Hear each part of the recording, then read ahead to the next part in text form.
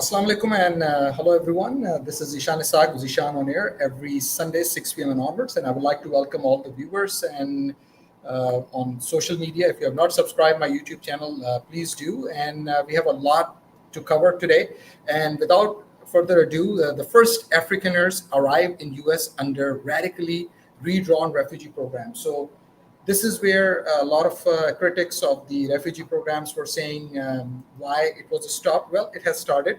And this is where the first families of refugees have also entering the US. Now, some may say, okay, what happened to the minorities? What have you? Well, these are all white Caucasians or whites who are living in South Africa, but they are also getting persecuted, especially after the segregation and all the very draconian laws were ended in South Africa. And as South Africa entered into the modern world, and we all know how the entire aspect of the society changed. And that's where Nelson Mandela, he spent 28 years, and when he was released, he made a promise that he's not going to take any revenge.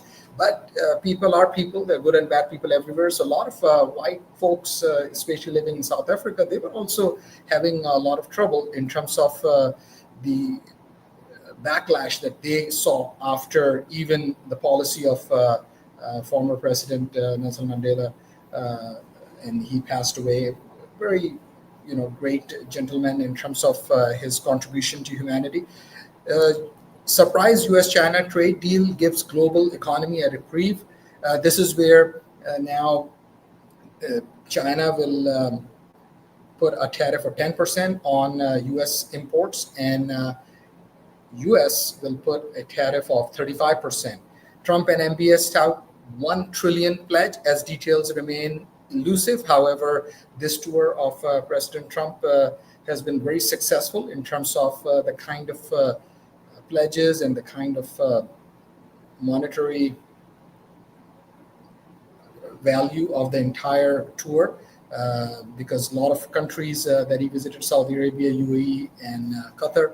And as you can see on the screen, the grand welcome of Saudi Arabia, they even put a McDonald's truck for President Trump. So they really tried their best to appease him. There were dances in the desert, and even a lot of eyebrows were raised, especially with this specific dance in Abu Dhabi with these hair swinging dancers. Look weird as well, but that's how they welcome Trump. These were just women with a lot of long hair, and they were just swinging their hair wildly. And you can see this image. He also met Al-Shara. He is the new incoming president of Syria.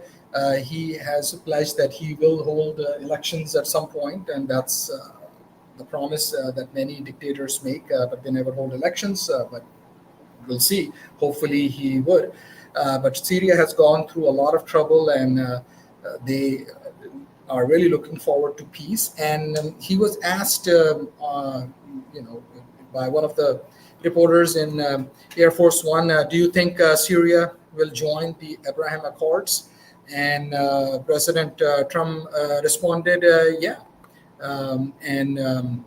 He said that I think they have to get themselves straightened out first.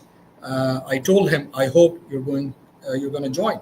And this is where it's all happening. His Middle East tour happened during the Israeli strikes in Gaza that killed scores of people, dimming hope for a ceasefire despite Trump's mounting pressure. Trump definitely is also looking forward to have Abraham Accords 2.0. And this is where we'll see if Saudi Arabia signs this time or not, or they want to see a permanent solution to this Palestine and Israeli issue. So time will only tell us. Trump also rips into critics as fury intensifies over Qatar jet. Only a fool would not accept this gift, quote unquote, President Trump. The Qatari royal family basically has given this luxury Boeing 747-8 estimated to be worth 400 million US dollars. And that was also reported in many news outlets. Is the American peak over? Well, that depends on who you ask. But if you look at this tour of the Middle East by President Trump, U.S. is very well a game changer, and the way he was received, the kind of response he received. Now, some critics may say, well, that's fair because these are all monarchs and these kings and princes or princes. That is a debate for some other time because we also want to see peace in the Middle East. And that's where the people of those countries need to discuss with their leadership and with their government. A lot of people were also happy in Libya. They had free healthcare and free education. Even they used to get oil profits shared with the Libyans, but what happened to Libya? And then same thing with Syria. So that's why it's always the fallout. What would be the day one after the regime change, for a lack of a better term? And that's what happened with Saddam Hussein during the Iraq War, Operation Iraqi Freedom. Some more hostages were released, especially the lone hostage, Eden Alexander. And Eden basically is the goodwill gesture to Trump by Hamas, and Hamas welcomes U.S.-Israel rift, as reported by Newsweek, after offering goodwill gesture to Trump. Is U.S. or President Trump defying Israel? Well, that's also reported by MSNBC and some other outlets. On Wednesday, Donald Trump will travel to Qatar, and he did last Wednesday, and he visited Al Udeid Air Base and Al Thani family, very rich family in the world, where this luxury Boeing 7478 jumbo jet was presented to him as a gift. And then it will be reported he retrofitted for his use and then transferred to his presidential library when his term will come to an end.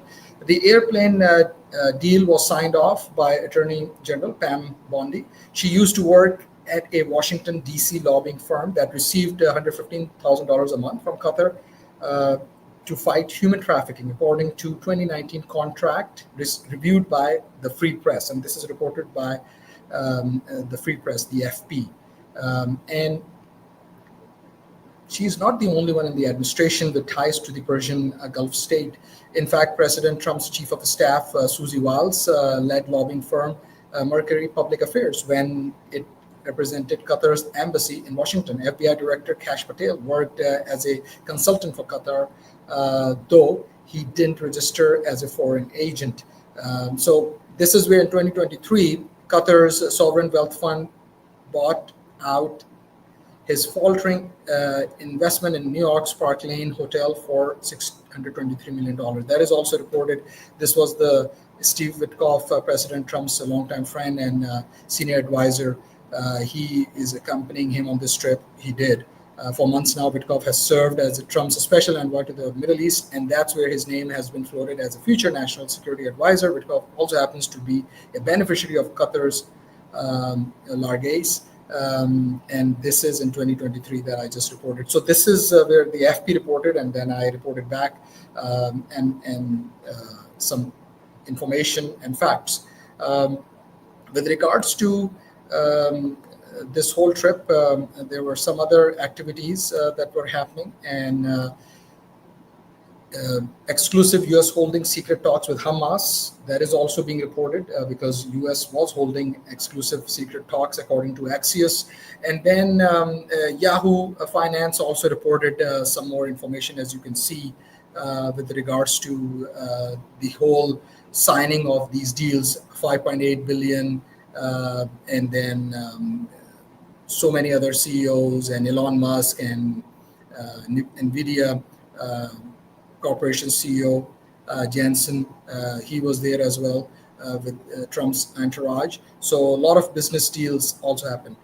With regards to the Middle East, Israel policies were criticized by Francis Macron, according to CBS News, calls Netanyahu tactics in Gaza's disgrace.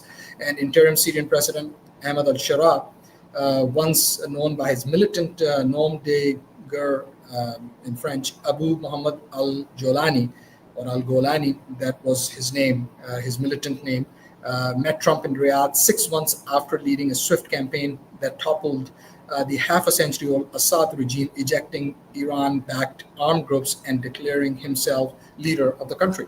So this is where some interesting information with regards to what's happening in the Middle East as well as the rest of the world. India and Pakistan also came up, and I would like to play this audio and video who are watching live in terms of what President Trump said in his remarks. And I would like you to listen to what President Trump said. Just days ago, my administration successfully brokered a historic ceasefire to stop the escalating violence between India and Pakistan. And I used trade to a large extent to do it. I said, fellas, come on, let's make a deal. Let's do some trading. Let's not trade nuclear missiles. Let's trade the things that you make so beautifully. And they both have very powerful leaders, very strong leaders, good leaders, smart leaders. And it all stopped. Hopefully it'll remain that way, but it all stopped. I was very proud of Marco Rubio and all of the people that worked so hard. Marco, stand up. What a great job you did on that. Thank you, J.D. Vance, Marco.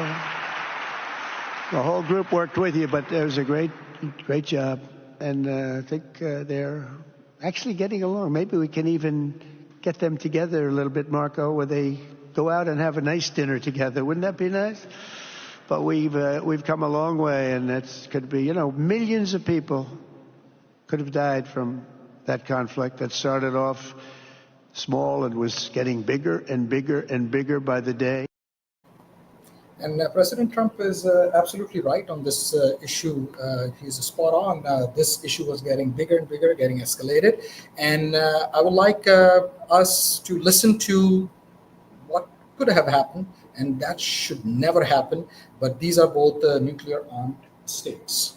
In a war between India and Pakistan, two of the smallest nuclear powers, with only a few hundred weapons of about the size of the Hiroshima bomb, we might die as unintended consequences that the Indian and Pakistani generals never even gave us a thought about.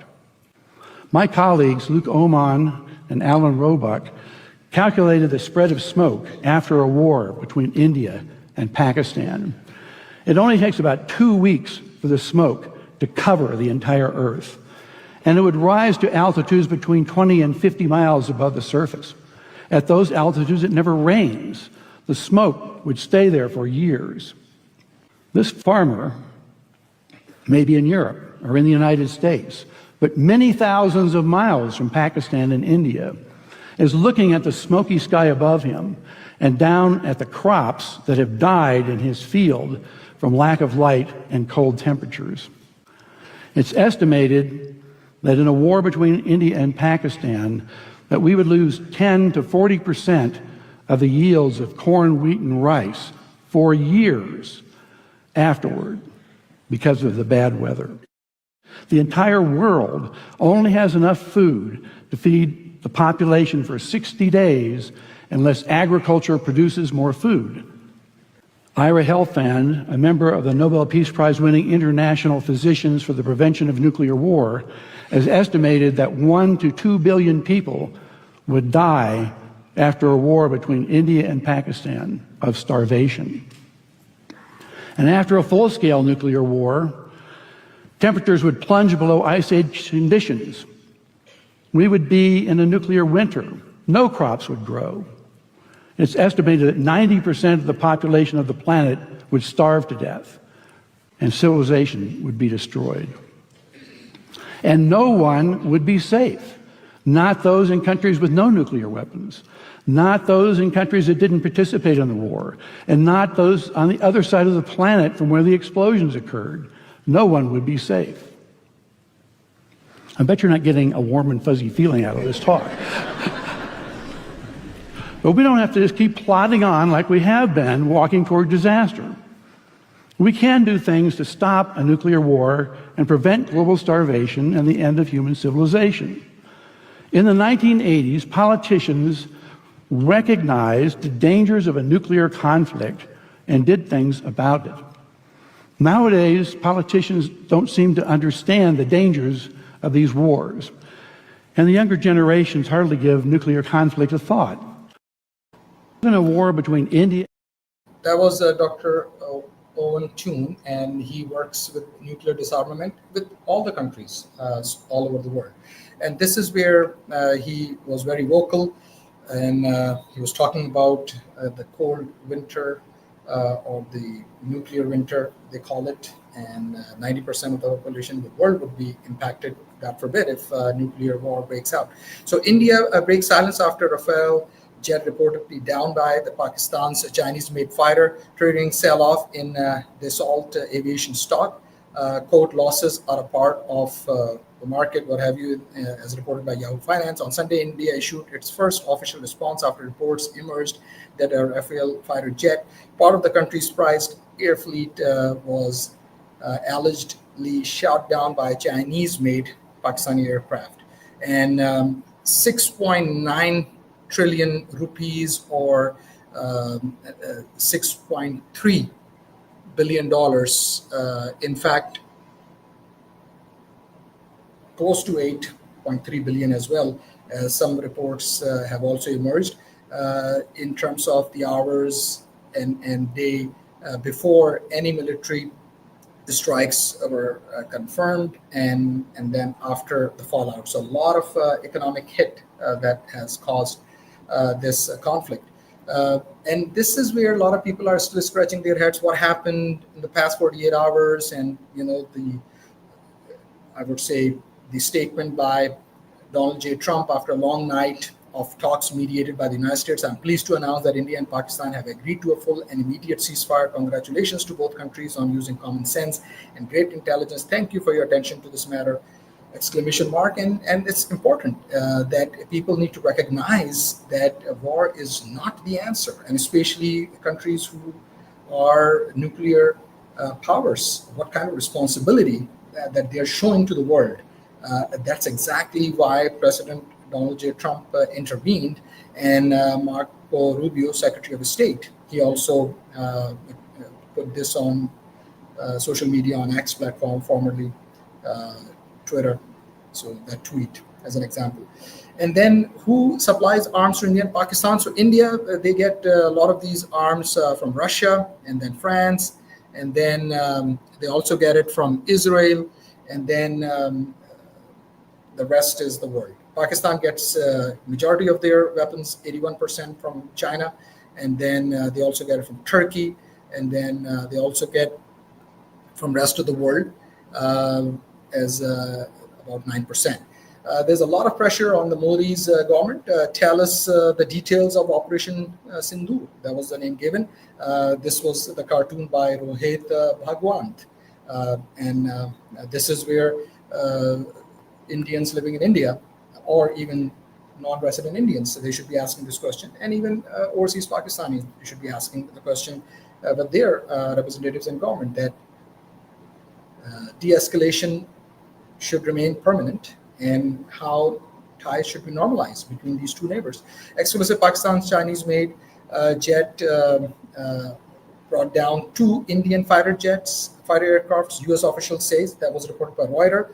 And then Reuters also reported that 2 U.S. officials told Reuters, making a major milestone for Beijing's advanced fighter jet.